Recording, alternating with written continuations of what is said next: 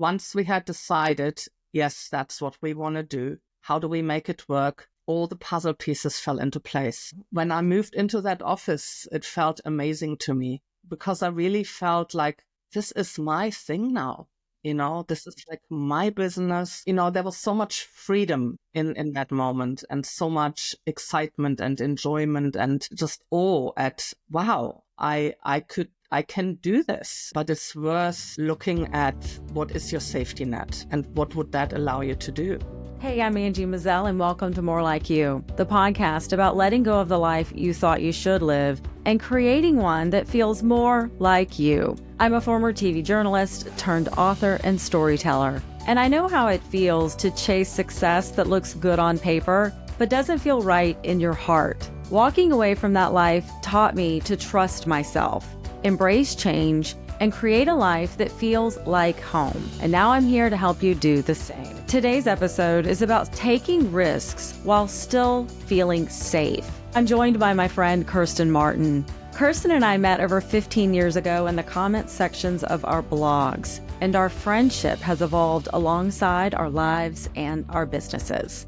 She's an online educator, a course creator, and the founder of Calm Business. Kerstin helps solopreneurs run their business with more ease and less overwhelm. In this episode, we talk about the risks that she's taken along the way, the role of a safety net in entrepreneurship, and how to recognize the safety nets that you might already have. Let's dive in. All right, Kerstin, I'm so glad you're here. Everyone out there, Kerstin and I are friends. We've known each other for quite a while. I want you to tell everyone what you're doing now professionally, because watching your business evolve has been so fun and inspiring. But we're going to start with what you do now, and then we're going to work it back. Right now, I run a business called Calm Business, and I am actually an online educator. So I offer online courses, and I'm a course creator, and I offer business and marketing courses for solopreneurs.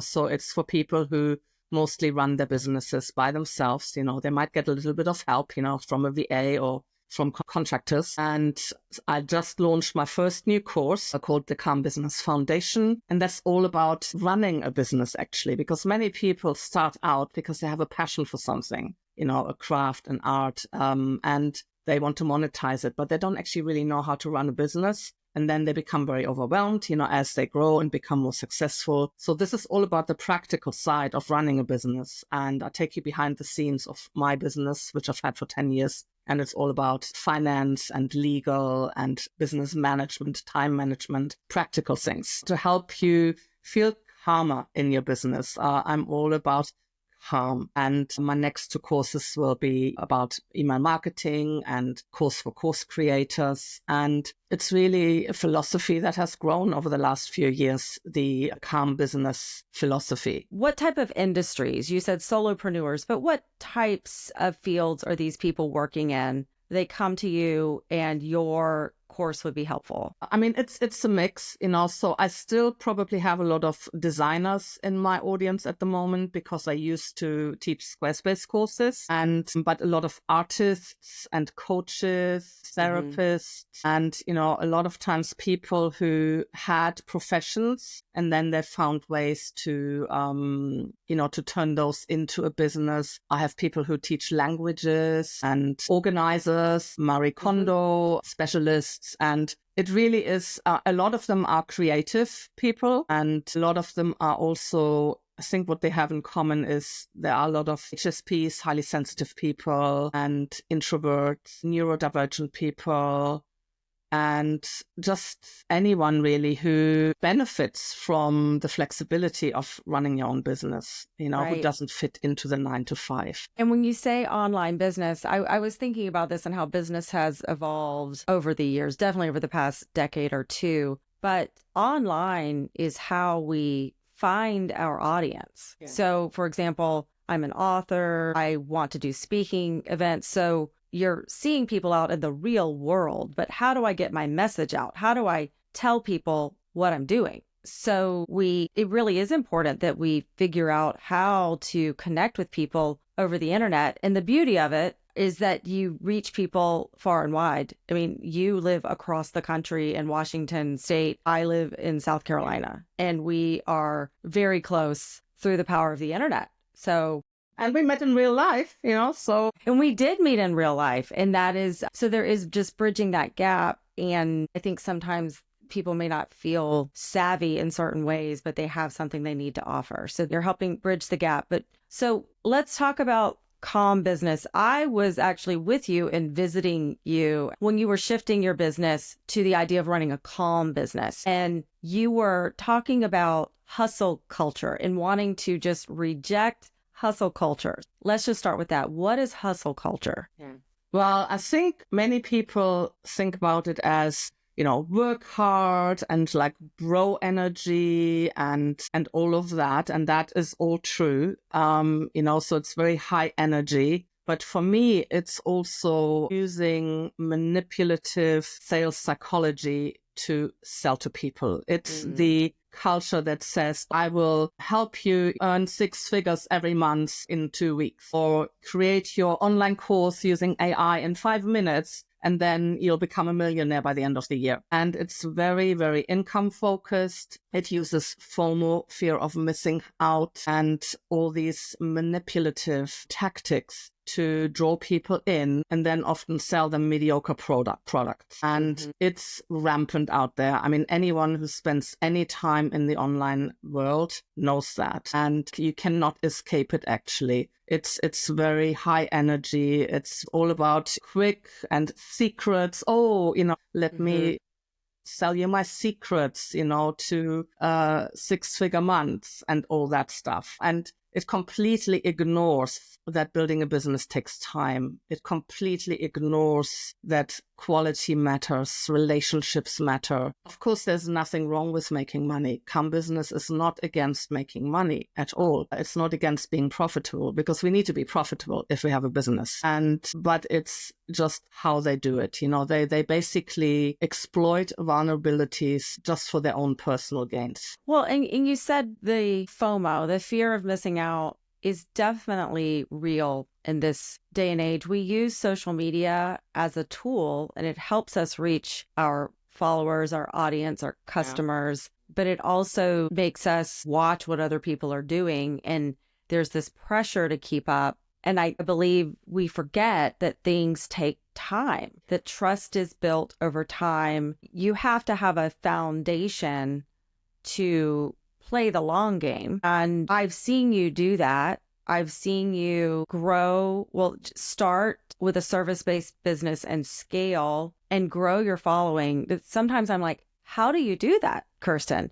Now, one thing I know for sure is that you do it because you work. You put in the time and you work, and you are committed to your work. So working a lot is not the same as hustling. Would you agree with that? Yes, I would say so, because the hustlers are ultimately not interested in relationships. The hustlers are all about volume. So they just throw their stuff at the wall and it will stick, it will stick in places. So they just throw a lot of mud at the wall and enough will stick for them to keep doing that, but when I started out, I mean, I was definitely a bit blue-eyed when I jumped into this, because we had just moved from England to the US. I was in my early 50s at the time, and the idea was that I would find a job again. But then, a friend asked me to redesign her business website, and I had been doing that as a hobby, like designing my own blogs. So I did that, and it was a huge success. So I thought, okay, this was fun. She paid me. Why don't I do that instead of finding a job, to start a business? So I literally just jumped into that. I think what helped me is that I had decades of corporate experience, so I wasn't a stranger to, marketing and sales and customer service and all of that. So that definitely helped. But I think in the beginning, I wasn't even so aware of the hustle. I just basically decided I'm going to be a web designer. Here is what I need. I had my computer. I actually rented a little office for the first year, which plugged me into a local business community where I found customers. And I just kind of went on to do it. For me, a lot of it has grown organically. I mean, I'm a relationships person, and that is really reflected in everything that I do. I also experiment a lot. So for instance, when I moved from being a service-based business to becoming a online educator where I sold products, my online courses are products. That was a big shift, but it was an experiment. Yes, I was doing both for a few years and it just became too much to handle as one person. So I decided, okay, next year I'm going to stop doing one-on-one. I'm just going to focus on my courses, which was a risk because at that point, my courses didn't make as much as my one-on-one services. But I said, I'm just going to try it for 12 months and see, and if it doesn't work out, I'll go back to one-on-one. And of course, it worked out great. Yes. That was my best year yet. Right. At that point. Well, what I love about your story, and as you said, I mean, you had a whole career and just a wealth of knowledge and experience, but you've always seemed to me like a natural born entrepreneur. Tell us about your first venture into the online world, or was it coaching? You were offering, was it dating advice? Oh, yes. Tell us about that. I think I've always been an entrepreneur, actually. And I think that's also reflected in that I had a lot of jobs throughout my professional career because I always wanted to try things. So I have done a lot of different things. And I think that reflects the entrepreneurial spirit. But yes, when I was actually working for a finance company in the airline industry at the time, I was going through a heartbreak. I had broken up from my long-term relationship. I lived in London at the time from the Englishman. And I read this book and it was really helped me. It was a book by a German therapist and it really helped me kind of get over that. So I thought, you know what? Why don't I translate this book and make a workshop out of it? So that's what I did. I basically translated it, created a workshop, and this was just before the internet really hit. Mm-hmm. So I actually printed flyers, that I distributed in local cafes, in bathrooms, women's bathrooms, and I had friends also distribute them at their work and stuff. And I actually had people sign up. It was amazing. I rented a room at my local gym where I was a member. And then these people came and I was doing these workshops on how to get over a broken heart. I mean, I'm not and I made that clear. I'm not a therapist. I wasn't even a coach. I always called myself an SME, a subject matter expert. So I always had ideas. And sometimes I tried them out, And of course, soon after that, I met my husband, so yeah, that was that. So I guess you knew what you were talking about. You found love. Where were you living when I met you as a blogger? I think I was living in the US already because I moved to the 2005 and that's when I started blogging. Mm-hmm. And I had a job in those days. I worked for a college and that I think is when we met. But I was moving around a lot. That's right. And so there's a story that you tell, and I believe, correct me if I'm wrong, the story we call the radical rethink. And I believe this radical rethink that you and your husband had was right before you started your Squarespace web design business. Is that correct? That is correct, yes. Okay, so take us back in time. What was happening in your life that made you look at your husband and go, we need to rethink what's going on? I actually still have that text message that I sent him at the time. So we lived in the UK at the time and he worked for a medical device corporation and I had just started a job as a travel agent.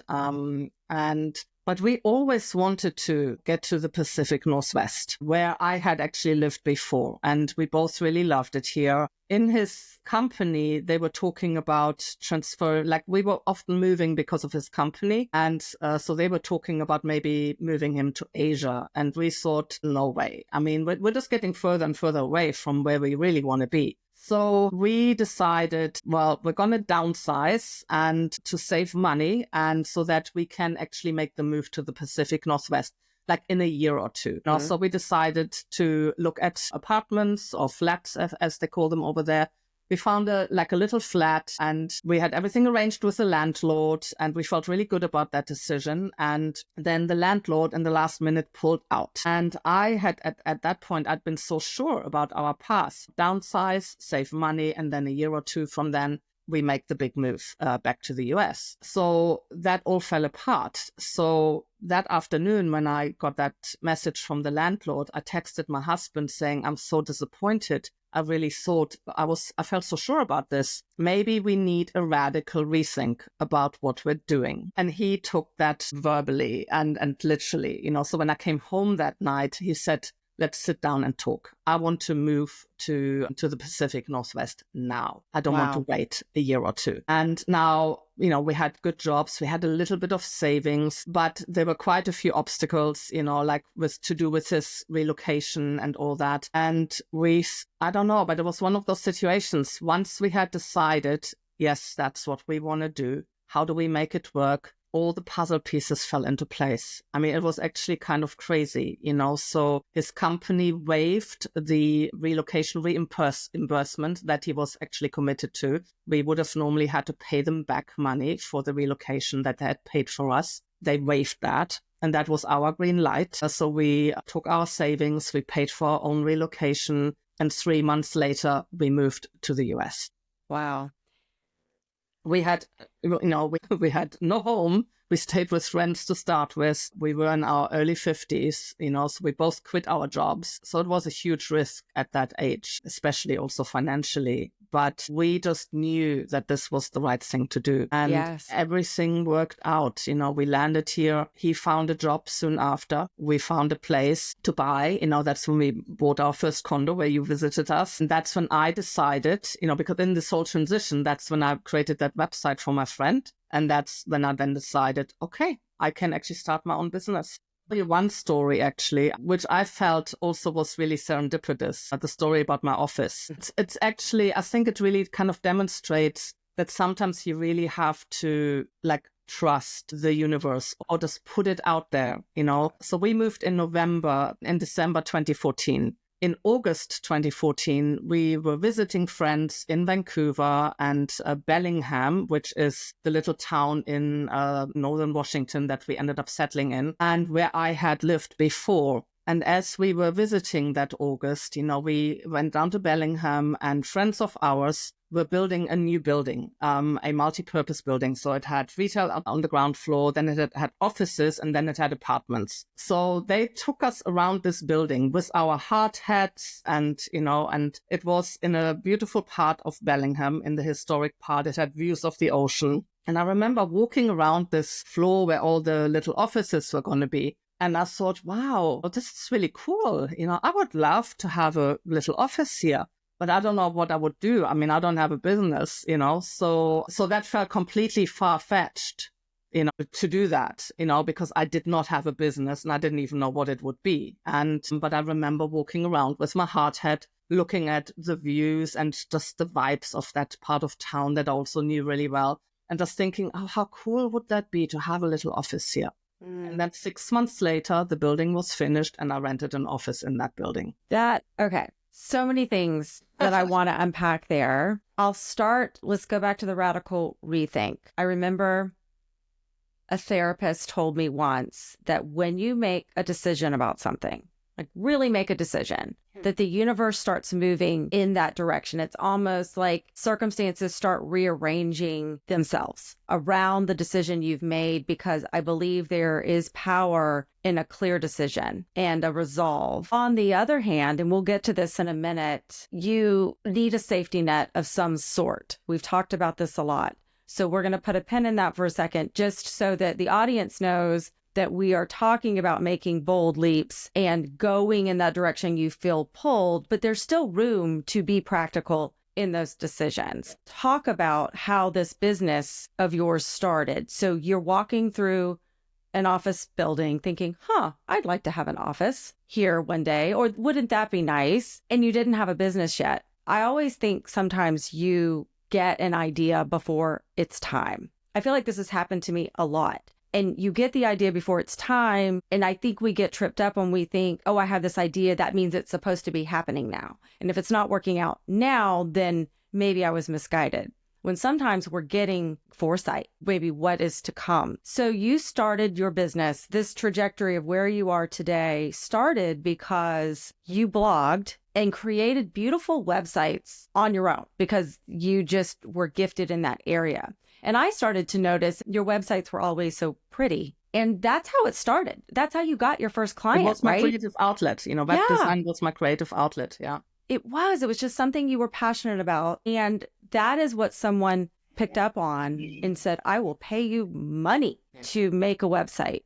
So was it after you completed the first web design project that you realized, okay, this is going to be my business?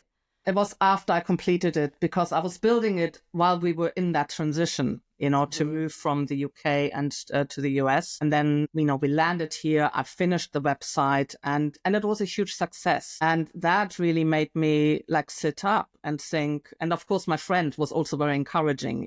She's the one who said, you should do this as a business. And that's when I thought, yeah, you know what, I could. I felt, I certainly didn't know everything. I was not a professional designer. I'd never, taken any, professional classes or certifications.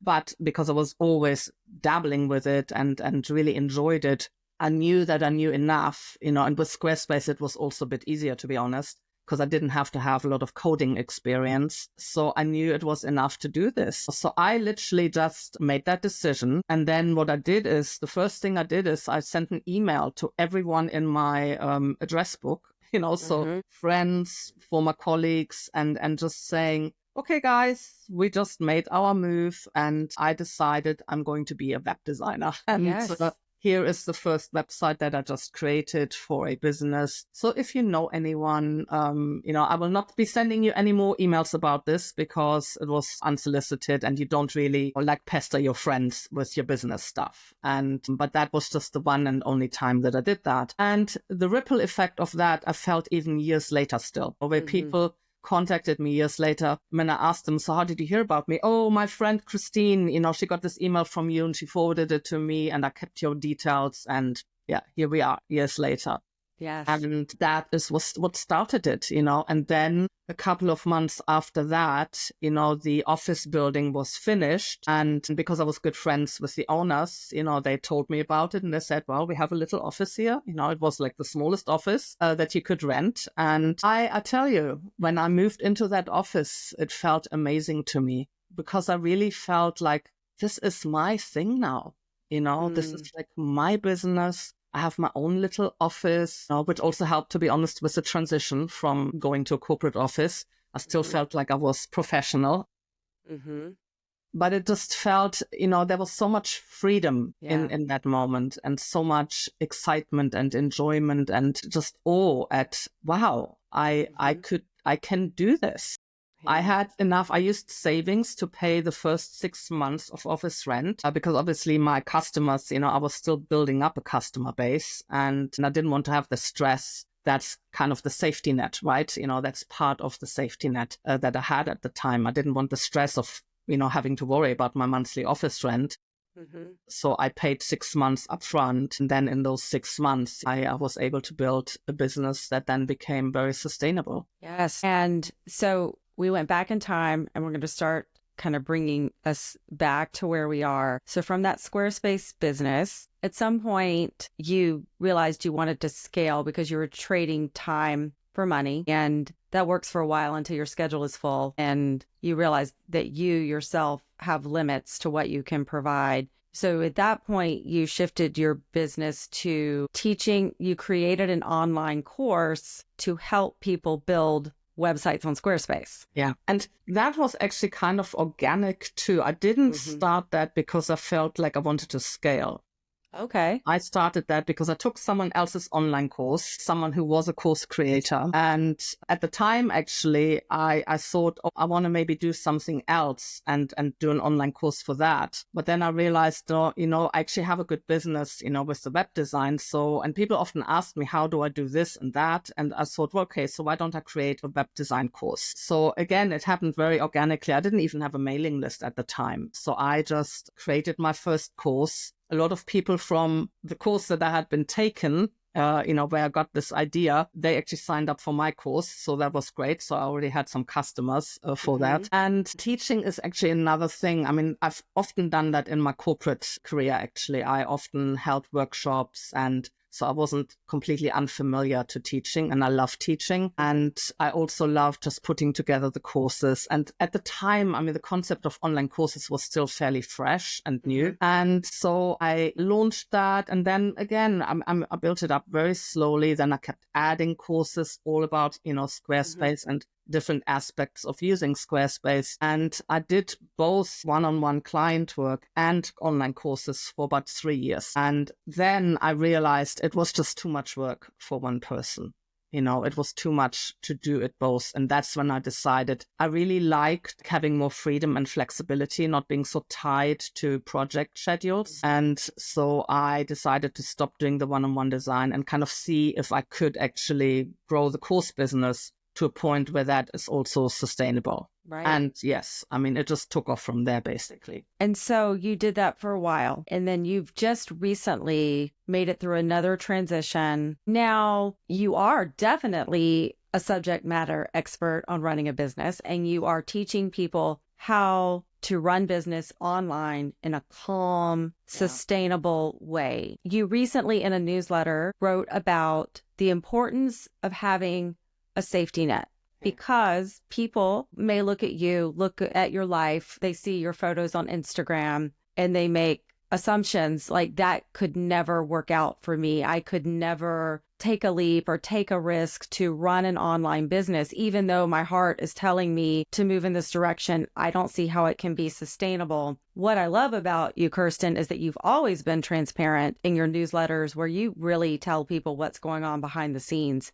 But recently, you wrote a newsletter about something we had talked about privately, about how we need to have a safety net and how we don't talk about the fact that many times there is some sort of safety net in place. Okay, so let's talk about that. And I want to extend that from just you need a safety net to let's be creative about what a safety net could actually be, because many of us listening may actually have safety nets that they had not even considered. Yeah. Absolutely. I mean, looking back, none of this could really have happened without the safety net. And I feel, like you said, there are different kinds of safety nets. We often think of that as a financial safety net, but we also have psychological safety nets. So for me, for instance, most of my life, I've always felt things will work out. I can take a chance. What's the worst that can happen? It doesn't work out, then I'll try something else. So that was in a way, my psychological safety net. When I made the switch to teaching online 100%, and stopping my one-on-one services, one of my safety nets was I can always go back to being a web designer. So I think, at the time, I probably wasn't quite so aware of that. Looking back and also seeing what other people are doing, yes, the safety net, I think, is actually a fundamental element of running your own business. And often, so for me, my husband is my safety net, always has been. And certainly here in America, because he has a regular job. So that also takes care of health insurance, for instance, which you don't really have to worry so much about when you live in Europe, but you certainly do over here. And so when I made that last pivot to offering platform independent business courses, it was risky because I had a business that was doing well. My business was in the six figures, has been for years. So I had a good business, and many people actually said, why do you want to change? You've got something good there. I think this is also about listening to our hearts and listening to, to who we are. Because what was happening is that while I really like Squarespace, but Squarespace changed and they kept changing their platform all the time, meaning my courses were always needing updates. And so I always had to go in and make changes and update, and it just didn't feel calm. And I was always reacting. So I actually ended up running a very reactive business. I was always reacting to what Squarespace was doing. And even though it was often good changes, but that just didn't feel calm to me. I value feeling calm in my business. And that literally means my nervous system. And it means having a business that's not too complicated and not too dependent on someone else's decisions and actions. And so it was a big risk because I had a good business. I was well known in my industry, and to going to something where, there is more competition, there are more people who offer business courses than Squarespace courses. But I just knew in my heart I needed to make that leap. I needed to try it at least. Remember, I'm all about experimenting. So I sat down with my husband and I said, this is what I want to do. But it means that we might have to rely a bit more on your income while I build up this new business, because it takes time, because it is essentially a new business. And so we had that talk and we looked at our finances, and he said, yeah, you can do that. You can do that. I have your back. And that really gave me the freedom to then experiment a little bit, also, to be honest, to take a break. I ended up actually taking a much longer break than I had planned. So most of 2024, I didn't create any new courses, for instance, but I was able to do that without stressing over, covering my basics. Right. And that's what the financial safety net, or what the general safety net, is all about. And it can be like a partner. A partner is probably the most common safety net out there, but it can also be a part-time job. It can be knowing that you can move back in with your parents if everything fails, or that your family will help you out, or that you can always get a job again, or that things will just work out, that you have this faith, this trust. But it's worth looking at, really, what is your safety net? And what would that allow you to do?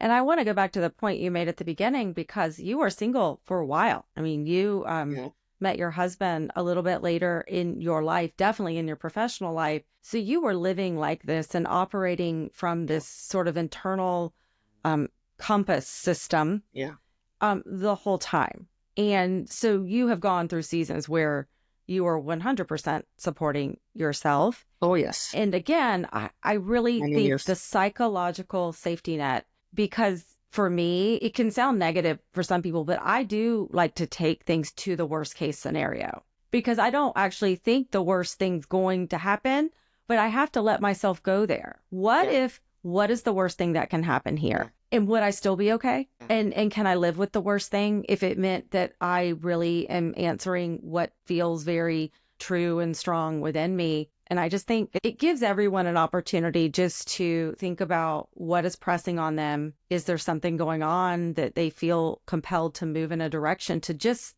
pause and be calm about it and think about, what are my options? Because the one thing I believe in my bones is that we don't have to stay stuck where we are. That whether we're breaking out of something, either physically unsticking yourself or mentally unsticking yourself, and get some power back in the choices that you're making. So this is all just very powerful stuff. And you're living proof. It's been so fun to just watch you do this. Yeah, thank you. And yeah, I mean, I completely agree. I actually really like the worst case scenario exercise. It's one of the things that I teach in my foundation course, Do that, write it out, journal about it. What is the worst thing literally that could happen? And then, okay, if that were to happen, what could you do? What would your options be? Look at that. So it's almost like you have a bit of a backup plan in place, And to your point, I really love this last point that you made. We always have choices. Even if we're completely stuck, even if the situation is really dire,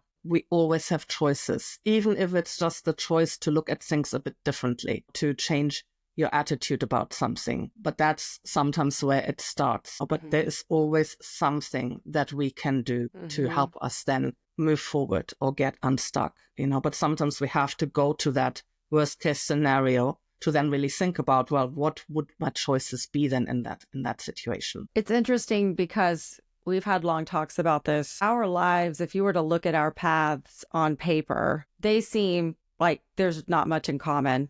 And yet we connected so deeply all those years ago over this theme of home. Yeah.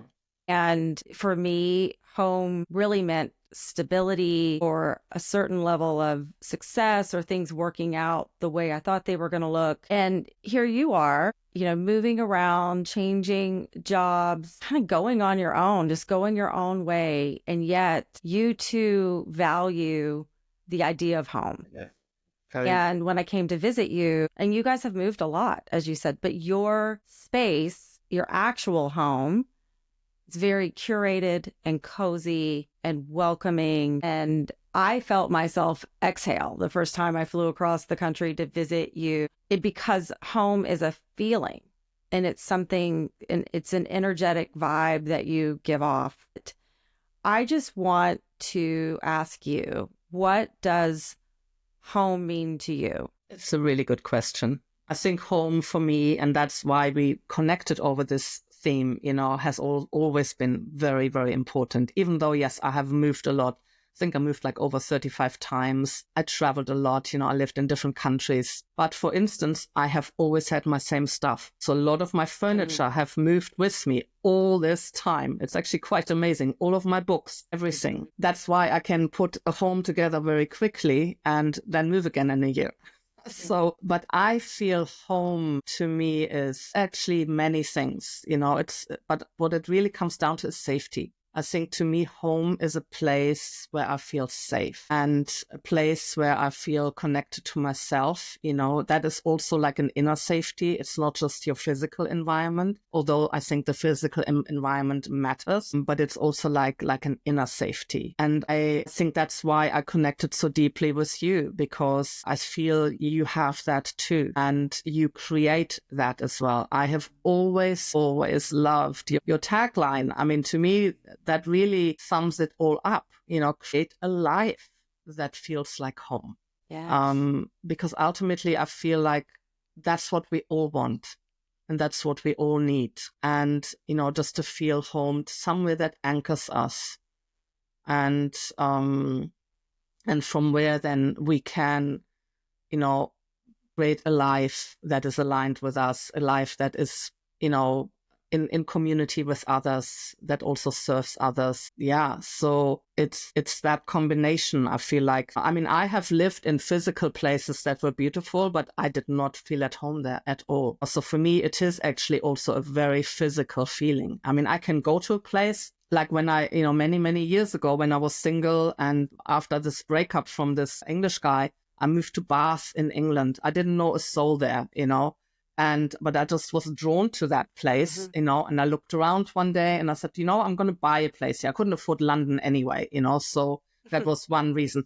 But when I moved to Bath, I immediately felt at home. Bath, like to me, was a total homecoming. And it was such a physical notion as well, of feeling safe and being anchored. So you can't always explain it, actually. It is very much like a sense and a feeling. But like you and our friendship, I feel at home with you, for instance, Same. The feeling is mutual. And I think the point you have just made is that sometimes to get to a place where we feel at home within ourselves or in our relationships or in our work, we have to take risks. We have to perhaps shake up our idea of what security really means. But I think using the word safety, to me, that is about how you feel inside.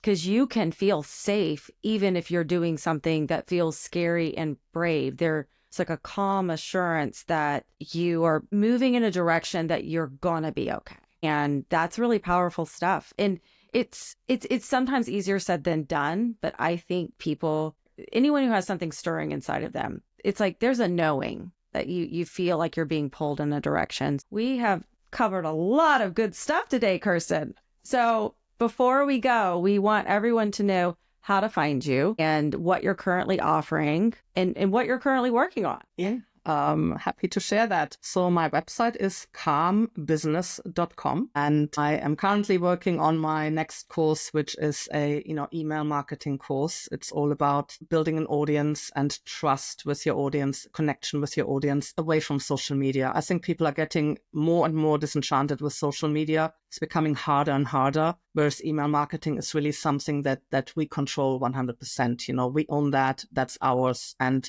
it's how I was able to build a 6-figure business with a relatively small audience, actually, and never using ads. You know, it's through email marketing, through nurturing connections and trust and all of that. And I'm also all about being well organized. Calm Business is very much about, you know, being well organized, having a simplified tech stack, for instance, just feeling in control of your day-to-day activities. So one thing that I offer that is free is monthly reminders. So I also offer a workbook called the Calm Business Review. Now, most people do that like towards the end of the year, beginning of the year. It's like an annual review of your business. You can do it at any time if you want to. Part of that is, though, that we do monthly reviews. So I review my business every month, you know, where I sit down, I take about half an hour to an hour, and I sit down and look back at the previous months. You know, what were my challenges? What were my wins? We're so focused on the negative stuff often that really we need to sometimes write down, well, what are the good things that happened, and really celebrate those moments as well. I look at my finances. So I look at what came in, what went out, what was my balance there. And I also keep my running balance, which I feel is important for businesses because we always have like the feast and famine, right? You know, that is quite familiar to many business owners. But by keeping your running balance, even if your months, you know, you didn't earn much this month, but because you earned more the months before or 2 months before, you have your running balance, you know, so you know, oh, I'm still in the black, I'm still doing well. And so it's really important to stay on top of your bookkeeping, basically. And also I do my, my numbers, you know, my audience numbers, you know, so my newsletter, my Instagram. To be honest, my growth is always very slow. And, you know, it's organic, you know, but I am having more lead magnets now, and that is helping. So I keep track of that. And then I also make plans for the next month where I look at what are my main goals this month, my main to-dos, and finally, how do I want to feel next month? So this is a process. I actually offer a worksheet for that, which is part of the Calm Business Review, but you can also just download the individual sheet. So if you just subscribe to the monthly reminders, they're on my website, you'll see them there. It's a free service that I provide. So once a month, on the first of every month, you just get a short email from me saying, hey, what happened with me in this last month, and here is how you can do your overview. Here's the worksheet. And just to remind you to do that, it's a very, very powerful exercise, actually. It's one of the best habits you can get into for your business. Well, you're very generous with your free and paid offerings, and you offer so much value. And for people, if you do want to be on Instagram and on social media, I highly recommend following Kerstin because you take beautiful photos. It's always encouraging, and it's a breath of fresh air to follow you online. So everyone needs to go find my friend Kerstin Martin at calmbusiness.com.